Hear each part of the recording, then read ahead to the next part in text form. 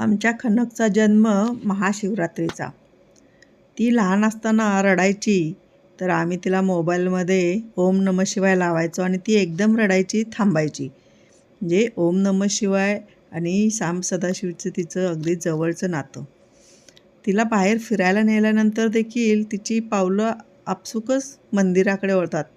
हे पहा, ती मंदिराकडं गेल्याशिवाय थांबतच नाही. मंदिरातच घेऊन चल असा हट्ट धरते. आता हे रात्र झालेली आहे, मंदिर बंद झालेलं आहे, तरी देखील मंदिरात जायचे, घंटा वाजवायचे आहे आणि अगदी तिथे दरवाजापर्यंत जाऊन बघून येते. रोजचा हा तिचा दिनक्रम. सकाळी उठलं का परत पहिल्यांदा मंदिरात. आता रात्र झाली, पण तिला अजून घरी जायचं नाही आहे, अजून थांबायचं आहे तिथेच. सकाळ झाली का आजोबांबरोबर आली मंदिरामध्ये. मग फुलं सगळी वेचायची, पिंडीवर ठेवायची, पिंडीवरची उचलायची, खाली ठेवायची. अगदी सारखी त्या पिंडीजवळच बसणं असते. कधी काकाबरोबर, कधी आजोबांबरोबर.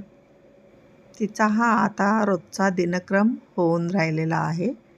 रोज उठून यायचं, नमस्कार करायचा, झोपायच्या अगोदर एकदा यायचं, नमस्कार करायचा आणि मगच घरी जायचं.